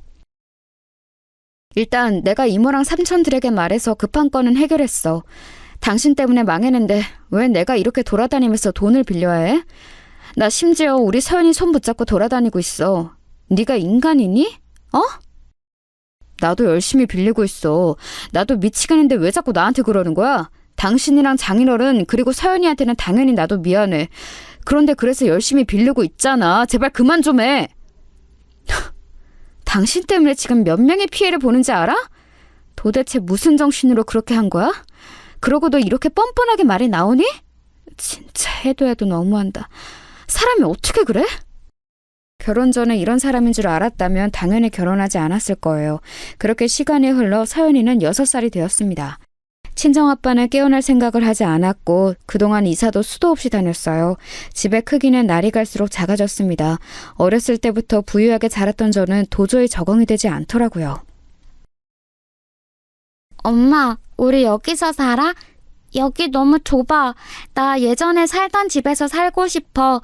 여기 말고 예전 집으로 가자. 응? 서연아, 엄마도 우리 서연이 데리고 여기서 사는 거 싫어. 그런데 지금은 우리가 여기서 살아야 해. 힘들고 추워도 조금만 버티자. 응? 조용하던 딸도 집의 크기가 점점 작아지자 불만을 말하기 시작했어요. 심지어 마지막에 살던 집은 정말 말 그대로 단칸방이었습니다. 반지하였는데 이런 집에서 사람이 산다는 것도 그때 처음 알았어요. 아이가 커가며 들어가는 돈이 많았는데 문제는 나가는 돈이 더 많았습니다. 버는 돈이 없어서 제가 급하게 아이를 데리고 식당에 가서 설거지를 했어요. 겨우 그렇게 벌어 온 돈도 월세를 내고 아이 먹을 빵을 사면 없더라고요. 설상가상으로 남편은 이런 우리를 두고 집을 떠났습니다. 안성철 어디 있어? 어? 내 돈 내놔. 돈을 빌려갔으면 갚아야 할 거 아니야. 당장 나와. 이 새끼 어디 있어? 어이 아줌마, 안성철 이놈 어디 있어? 당장 말해. 잠시만요. 저는 몰라요. 진짜 몰라요. 오늘도 아이 데리고 식당에 가서 설거지하고 왔어요. 여기 일당이에요. 이거라도 가져가세요. 그런데 저는 진짜 몰라요. 제발 우리 아기가 보잖아요. 제발요. 아기면 뭐 어떡하라고. 당장 내 돈 8천 내놔. 8천만 원이 장난이야? 어?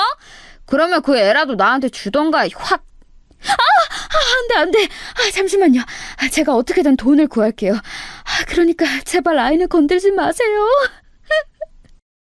남편이 집을 나간 이유는 하나였어요. 바로 사채업자에게 갚을 돈이 없으니 책임감도 없이 그대로 집을 나갔던 거였습니다.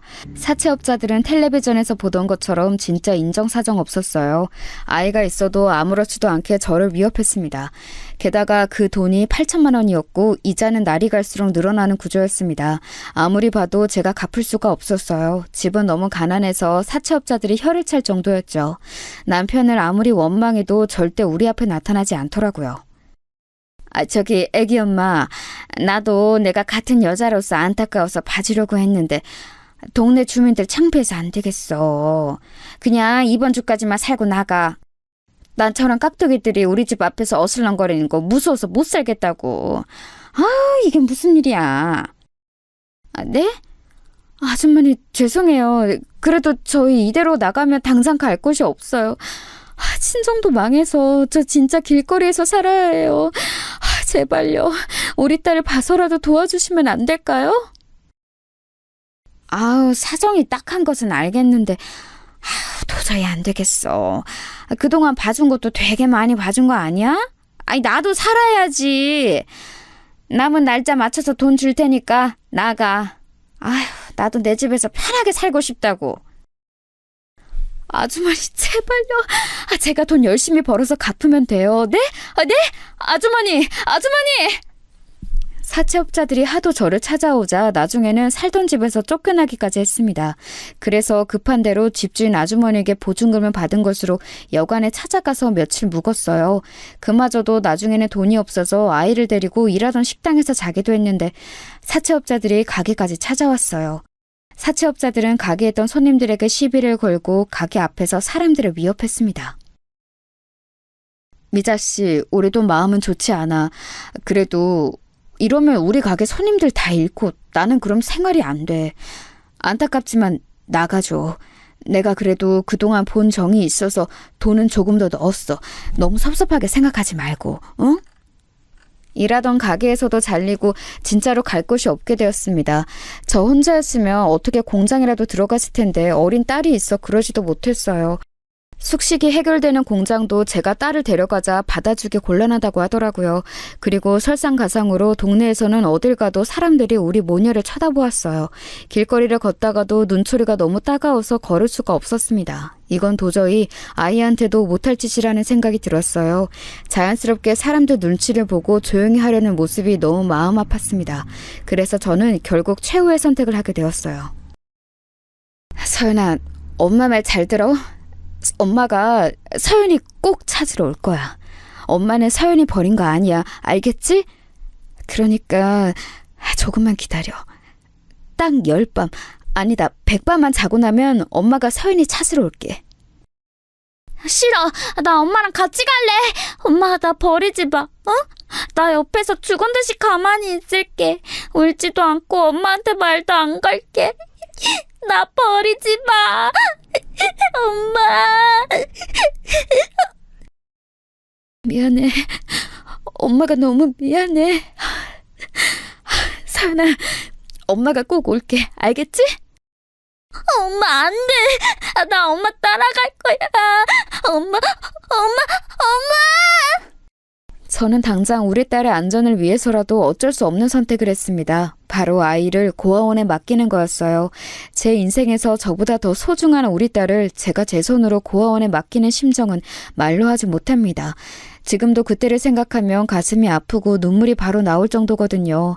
오는 딸을 뒤로 하고 도망치듯 무작정 걸었어요. 버스 터미널로 가서 가까운 인근 대도시로 가는 버스표를 끊었습니다. 버스 안에서도 얼마나 울었는지 몰라요. 일단 어떻게든 일자리를 구하는 게 제일 먼저였습니다. 그래서 버스에서 내리자마자 인력 사무실에 가서 당장 출근할 수 있는 곳을 알려달라고 했습니다. 마침 거기 사장님이 어느 부잣집을 소개해 주었어요. 미자씨 운이 좋네. 어떻게 딱 오늘 아침에 문의가 들어온 게 있거든. 이 집이 여기서 제일 부잣집이야. 공장도 여러 개 가지고 있고 진짜 잘 나가.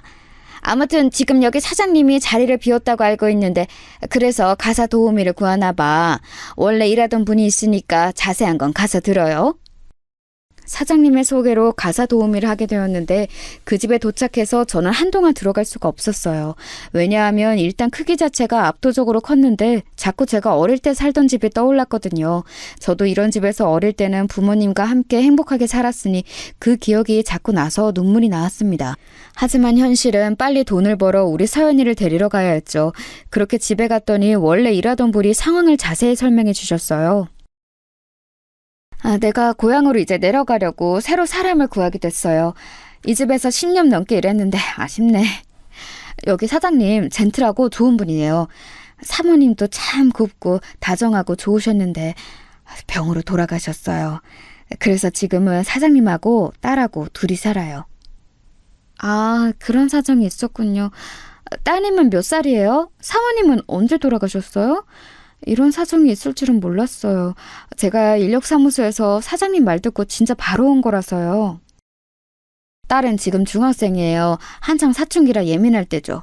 그래도 성격은 조용해요. 사모님은 6년 전에 돌아가셨는데 애초에 사장님하고는 정략 결혼이었어요. 듣기로는 사모님 친정이 진짜 잘 산다고 하더라고요. 아무튼 그래서 딸은 되게 내성적이고 말도 없어요. 지금 시기가 사장님이 일 때문에 바빠서 자리를 한 달을 비운 시기라 집안은 되게 조용할 거예요. 잘 왔어요. 일하던 분에게 들은 내용으로는 사장님의 회사는 국내에서 알아주는 유통회사였어요. 생각보다 훨씬 대단한 회사의 사장님이더라고요. 하지만 사장님은 일이 워낙 바빠 집에 애초에 잘 들어오지 않는다고 했어요. 그러면서 돌아가신 사모님과는 정략 결혼이었고 그 사이에서 태어난 딸은 매우 소심하고 내성적이라고 했습니다. 대궐 같은 집인데 제가 하는 일이라고 딸의 끼니를 차려주고 청소하는 게 전부였어요. 딸이 워낙 방에만 틀어박혀 있어서 청소도 할 게 별로 없었습니다. 오히려 그래서 입주 가정부로 일했는데 혼자 있는 시간이 많았어요. 그러다 보니 우리 딸이 자꾸 생각나더라고요. 사장님이 집에 오시면 그때 부탁이라도 해볼까 생각했죠. 원래 일하던 분이 고향으로 내려가시고 사장님의 딸과 저만 집에 남게 되자 저는 자꾸 그 따님을 보며 우리 서연이가 떠올랐습니다. 따님의 이름은 수연이었는데 이름까지 비슷해서 더 그랬어요. 학생, 아니 수연아. 이거 아줌마가 만든 잡채야. 한번 먹어봐. 아줌마한테도 딸이 있는데 이걸 그렇게 잘 먹거든. 입에 맞았으면 좋겠다. 맛있어? 네. 그래? 맛있다고 하니까 다행이다. 그럼 천천히 꼭꼭 씹어 먹어. 그리고 아줌마가 이따 간식으로 계란 샌드위치랑 오렌지 주스해서 방으로 가져다 줄게. 또 필요한 거 있으면 언제든지 말해. 알겠지? 수연이를 보면 자꾸 우리 딸이 떠올라서 엄마처럼 행동하게 되더라고요. 만약 남편이 우리 친정을 배신하지 않았다면 이렇게 살고 있을 거라 생각하니 가슴이 아팠습니다. 그리고 수연이가 워낙 말도 없어서 자꾸 신경이 쓰였어요. 한창 예민할 나이인데 엄마는 죽고 없고 아빠는 바빠서 이렇게 한 달이나 자리를 비우니 얼마나 외로웠겠어요.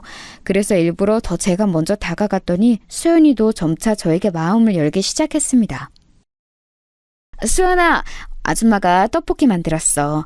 저번에 보니까 떡볶이 맛있게 먹는 것 같아서 해봤는데 어때? 그리고 이거는 시장에 갔다가 우리 수연이가 입으면 예쁠 것 같아서 잠옷으로 사왔어. 만약에 마음에 안 들면 안 입어도 돼. 떡볶이 맛있어요. 감사합니다. 옷도 감사해요. 그런데 아줌마 딸은 몇 살이라고 했죠? 우리 딸? 우리 딸 이름은 서연이고 지금 6살이야. 너무 예뻐. 그래서 너무 보고 싶어. 우리 딸을 얘기하니까 눈물이 나오네. 미안하다 수연아. 마저 먹어. 죄송해요. 이러려고 물어본 건 아니었어요. 저는 그냥 아줌마 딸이 부러워서. 아니, 그러니까 제 말은 저도 엄마가 있었으면 얼마나 좋았을까요? 아줌마 같은 엄마가 있으면 세상에 두려울 게 없을 것 같아서. 뭐? 수연이 네가 그렇게 말해주니까 고맙다. 그런데 나는 0점짜리 엄마야. 내가 내 손으로 우리 딸을 고아원에 보냈거든. 지금도 말하면서 너무 보고 싶어. 수연이와 저는 서로 이렇게 속에 있는 얘기도 하게 되었습니다. 그러면서 우리 둘은 급속도로 가까워지기 시작했어요. 수연이가 학교에 가면 저는 몰래 고아원에 가서 우리 딸이 어떻게 지내나 보기도 하고 아빠 병원에 가기도 했습니다. 아빠는 그때까지도 일어나지 않고 있었어요. 병원비는 이미 밀릴 대로 밀려서 다음 달에 갚지 않으면 쫓겨날 지경이었죠. 딸을 데려오는 것이 어쩌면 더 늦어질 수도 있다고 생각하니 너무 갑갑했습니다. 그렇게 어느덧 3주가 지나고 사장님이 집에 오기까지 딱 일주일이 남았을 때였어요. 시장에 가서 수연이 저녁 반찬을 사서 들어오는데 누가 집 앞에 있더라고요. 사채업자들에게 시달린 이후로 낯선 남자를 보면 순식간에 굳는 습관이 생겼던 저는 잔뜩 경계하며 그 사람을 쳐다보았습니다. 그런데 눈이 마주치고 저는 심장이 내려앉는 줄 알았어요. 여보, 미자야! 여기서 일하는 거 맞아? 세상에, 내가 너를 얼마나 찾았는지 알아? 버스터미널에서부터 며칠을 잠도 안 자고 여기서 일하는 거야? 네가 여기가 어디라고 날 찾아와? 당신 미쳤어? 나랑 서연이 버리고 도망간 건 언제고 이렇게 찾아와? 미친 거 아니야? 양심이 어디 있는 거야? 이혼하자. 나는 당신 보면 이혼 말고 할 얘기 없어. 미자야, 진정하고 내 얘기 한 번만 들어봐. 월급 받았어? 나 딱 100만 원을 주라. 그러면 내가 그걸로 마지막 남은 빚 다 갚고 우리 새 출발할 수 있어. 장인어른 병원비도 내가 다 낼게. 미자야, 한 번만 나를 믿어줘. 야, 너 지금 나한테 지금 내 몰골을 보고도 돈을 달라는 소리가 나와? 진짜 당신 제대로 미쳤구나. 제발 사람이라면 나를 그만 찾아와. 이혼하자고. 그리고 너 우리 서연이는 찾지도 않네? 네가 그러고도 아빠야? 아니, 서연이한테 아빠는 없어. 당장 꺼져. 아, 그래. 우리 서연이 어디 있어? 여기 안에 있는 거야? 아니, 제발 돈 100만 원을 주면 내가 너 앞에 다시는 안 나타날게, 어? 미자야, 제발. 너 진짜 어렵게 찾았어. 바로 집 앞에 나타난 사람은 남편이었습니다. 남편이라고 부르기도 싫은 그 남자는 심지어 저에게 돈을 요구했어요. 도대체 어디서 무엇을 하고 돌아다니는 건지 행색도 거지 같더라고요. 남편은 누가 봐도 노숙자처럼 보였습니다. 이상한 냄새도 나고 마주하기 힘들었어요. 당장 내 앞에서 꺼져. 나 지금 경찰 부를 거야. 당신 지금 여기서 계속 이러고 있으면 경찰한테 잡혀가. 여기 동네 분위기 보고도 모르니? 여기 부잣집만 있는 동네야. 만약 당신이 우리 친정을 배신하지 않았다면 우리도 이러고 살고 있겠지. 다 당신 업보야. 나도 이러고 싶지 않은데 어쩔 수가 없잖아. 그래서 어떻게든 책임진다고 하는 거잖아. 당신 도대체 나한테 왜 이래? 내가 당신하고 서연이 버리고 도망갔어? 아니잖아. 도망간 거 맞잖아. 그래서 내가 지금 이렇게 남의 집에서 가정부로 일하는 건데 지금 어디서 발뺌이야? 나는 당신하고 살았던 내 몇 년이 너무 후회된다고. 우리 다시는 엮이지 말자. 제발 내 인생에서 사라져. 이 말을 끝으로 저는 집 안으로 들어가 바로 경찰에 신고했습니다. 그리고 바로 수연이의 저녁을 차리는데 자꾸 눈물이 나오더라고요. 도대체 내 인생이 어디서부터 꼬인 걸까 생각이 들었죠. 만약에 내가 부모님의 반대에도 끝까지 굽히지 않고 진석이와 결혼했으면 적어도 이렇게 불행하게 살지는 않았을 거라는 생각도 들었습니다. 그리고 일주일 동안 수연이와 여전히 재밌고 즐겁게 보냈어요. 당연히 마음속에는 우리 딸의 생각이 날 수밖에 없었습니다. 그런 저를 눈치챘는지 수연이는 조심스럽게 얘기를 꺼내더라고요. 아줌마, 내일 아빠 오잖아요. 그러면 아줌마랑 저랑 둘이 아빠한테 아줌마 딸 데려와도 되냐고 물어보는 거 어때요? 사실 저도 아줌마 딸 서연이 궁금해요. 저 혼자라서 외로움 많이 타는 거 알죠? 서연이랑 같이 살면 좋을 것 같은데. 아이고 수연아, 네가 아줌마 생각도 해주고 너무 고맙다. 그런데 나도 내일 사장님 얼굴을 처음 보는 날이잖아. 일단 조금 지내다가 말을 꺼내는 게 좋을 것 같아. 너무 초면에 그런 부탁하면 사장님이 내키지 않을 수도 있어. 수연이가 조심스럽게 해준 얘기에 저는 감동했어요. 한 달 동안 둘이 붙어 있으면서 짧다면 짧은 기간이었지만 정이 많이 들었거든요. 그리고 드디어 사장님의 얼굴을 보는 날이 되었습니다. 미리 비서를 통해 몇 시에 도착하는지 알고 있었어요. 수연이가 학교에서 돌아온 직후더라고요. 미리 저녁을 맛있게 만들고 수연이와 두근거리는 마음으로 사장님을 기다렸습니다. 문 밖에서 도착하는 소리가 들리고 사장님이 현관을 열고 집 안으로 들어왔어요. 아빠 보고 싶었어. 오랜만이야. 아빠도 나 보고 싶었지? 그럼 우리 수연이 잘 있었어? 아빠가 한 달이나 집을 비워서 미안해. 그래서 아빠가 우리 딸 주려고 선물도 사왔어. 이것 봐, 우리 수연이가 좋아하는 초콜릿이야. 그나저나 그동안 일하시는 분도 바뀌었다며? 응, 새로 바뀐 아주머니 너무 좋으셔. 음식도 잘하시고 나도 잘 챙겨주셔. 부엌에 계실 거야. 이리 와. 수연이와 정답게 대화를 나눈 사장님은 부엌으로 걸어왔어요. 저는 고개를 숙여 인사하고 눈을 마주쳤는데 순간 너무 놀라서 그대로 굳게 되었습니다. 인생을 살며 그날이 제일 심장이 빨리 뛰었던 날이었어요. 세월이 아무리 흐르고 많은 시간이 지났어도 절대 잊지 못하는 얼굴이 제 눈 바로 앞에 있었거든요. 그리고 놀란 것은 저뿐만이 아니었습니다. 사장님도 저를 보고 매우 놀라 눈이 커졌거든요. 수연이만 중간에서 아무것도 모른 채 웃고 있었죠. 정적을 깬 것은 바로 사장님이었습니다. 너 김미자 아니야? 네가 어떻게... 아니 미자야, 너 미자 맞지? 아닐 리가 없어. 내가 너를 어떻게 잊어. 진서가... 미자야, 김미자. 맞구나. 세상에. 아니 너 그동안 어떻게 지낸 거야? 아니 그나저나 네가 왜 이러고 있어? 네가 왜 가사 도우미를 해? 응? 아줌마랑 아빠랑 서로 이미 아는 사이예요? 우와. 수연아, 아빠가 미안한데 아주머니와 둘이 얘기해도 될까? 네 방에 가 있으렴. 이따가 아빠가 방으로 갈게. 급하게 수연이를 방으로 보내고 저는 식탁에 앉아 오랜만에 본 사장님, 아니 진석이와 얘기를 하게 되었습니다. 그때 미국에서 유학하고 와서 너를 한참 찾았어. 네가 살던 집도 가고 학교도 가고 친구들에게 연락하고 난리도 아니었어. 그런데도 너를 찾을 수가 없었어. 그래서 나는 그 뒤로 결혼도 포기하고 살다가 지금 남편을 만나게 됐어. 얘기하자면 긴데 그렇게 너를 반대했던 우리 엄마는 하늘로 가셨고 아빠는 병원에 계셔. 그리고 결혼한 남편은 우리 친정을 배신해서 집안을 말아먹었어.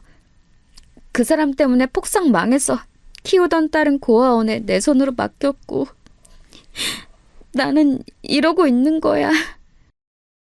아, 미자, 너에게 이런 일이 있을 줄은 몰랐어. 너무 가슴 아파서 뭐라 말해야 할지 모르겠다.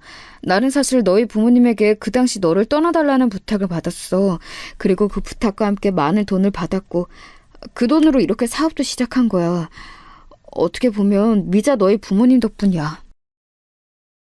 아, 그랬구나. 나는 그거는 몰랐어. 어쨌거나 이렇게 잘 지내고 있다니 너무 다행이다.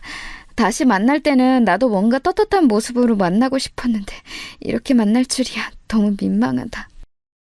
아니야, 전혀 민망하지 않아도 돼. 그나저나 그럼 네 남편은 지금 어디 있는 거야? 아, 참고로 사실 나는 미자 너를 잊은 적이 없어. 지금 수연이 엄마도 사실은 정략 결혼이야. 남편은 나한테 빚을 떠넘기고 도망다녀. 얼마 전에도 여기 집 앞으로 찾아왔더라. 다음에 오면 이혼 도장 찍으라고 하려고. 내가 그 사람만 생각하면 열불이 나서 견딜 수가 없어. 내 인생의 원수야. 그날 진석이와 저는 진지하게 그동안 어떻게 살았는지 공유했습니다. 그러면서 울고 웃고 밤을 새워가며 얘기하다 보니 다음날 동이 트더라고요. 오랜만에 본 진석이는 여전히 멋있었고 다정했습니다. 증발한 것처럼 사라지더니 이렇게 번듯한 기업의 사장님이 되어서 얼마나 반가웠는지 몰라요. 그리고 너무 놀랍고 고맙게도 진석이는 먼저 이렇게 말을 꺼내주었어요. 미자야, 오늘 바로 고아원에서 네 딸 데려와. 내가 김비서 시켜서 서류 처리랑 나머지는 알아서 할 테니 일단 데려와. 나는 네 딸이 고아원에 있는 것을 원하지 않아. 너무 고마운 진석이 덕분에 저는 바로 고아원에 달려가서 아이를 데려왔습니다. 안녕? 나는 수연이 언니야. 네 이름이 서연이지? 아줌마한테 얘기 많이 들었어. 반가워. 언니랑 언니 방에 가서 놀래? 수연이와 서연이는 처음 만난 사이인데 얼마나 둘이 잘 놀았는지 모릅니다. 둘이 노는 모습을 보는데 뿌듯하고 기뻐서 눈물이 나올 정도였어요. 한 집에서 제 딸을 데리고 진석이와 수연이와 사니 마치 한 가족처럼 느껴졌습니다. 제가 그렇게 바라고 바랐던 행복하고 단란한 가정의 모습이었죠. 이런 느낌은 저 혼자만 받은 것은 아니었나 봐요. 몇 개월이 지나자 진석이가 진지하게 저에게 얘기했습니다. 미자야, 너만 괜찮다면 우리 결혼할래? 아이들도 지금 둘이 자매처럼 지내고 있고 무엇보다 내가 너를 이제는 놓치면 안 될 것 같아서 그래. 우리 남은 인생은 이렇게 서로 의지하며 행복하게 살자. 그동안 혼자 너무 고생 많았어. 우리 결국 다시 만나게 됐네. 너와 결혼하면 나야말로 행운이지. 너무 고마워.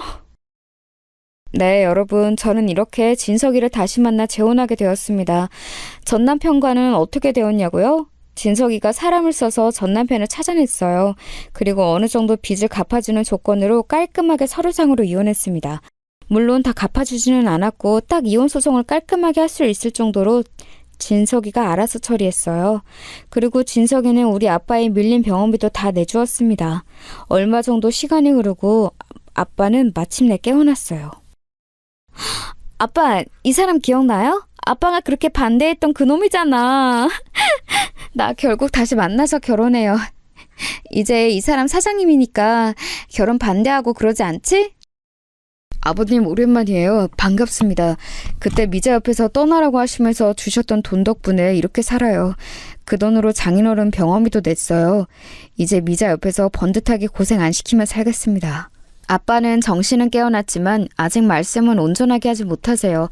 그래도 눈과 표정을 보니 진석이란 마음에 들어하는 것 같더라고요. 그리고 우리 딸들은 어떻게 지내는지 아세요? 엄마, 나 이번 주 일요일에 언니랑 같이 놀이공원 가기로 했어. 언니가 내가 거기에 한 번도 안 가봤다고 했더니 데리고 간대. 뭐? 수연아, 진짜야? 혼자 서연이 데리고 갈 수 있겠어? 엄마가 같이 갈까? 괜찮아? 나는 이미 여러 번 가봐서 괜찮아. 그냥 엄마랑 아빠는 데려다주고 데리러 오기만 해요. 내가 서연이 데리고 놀러 가는 거니까 둘이 데이트도 하고. 아유, 우리 첫째 딸이 이렇게 효녀다. 여보, 그럼 우리도 주말에 애들 데려다주고 데이트나 할까? 우리 가족은 너무 행복하게 지내고 있어요. 가끔은 자기 전에 이 현실이 오히려 꿈처럼 느껴지더라고요. 그래서 자고 일어나면 다시 단칸방에서 사채업자들에게 위협을 당할까봐 무섭기도 합니다. 물론 그럴 때마다 현재 남편은 너무 자상하게 제 곁을 지켜주며 불안을 없애주고 있죠. 전 남편은 듣기로는 깜빵에 갔다고 해요. 저와 서류상으로 이혼하고 현 남편이 아주 철저하게 고발하고 죄를 물어 교도소에 잡혀갔다고 하더라고요. 어찌나 통쾌한지 모릅니다. 저는 이제 전 남편과 예전 결혼 생활을 다 잊고 새 인생을 살도록 하려고요. 여기까지가 제가 준비한 사연인데 재밌게 들으셨나요? 저는 사연을 제보하며 인생을 돌아볼 수 있어서 좋았습니다.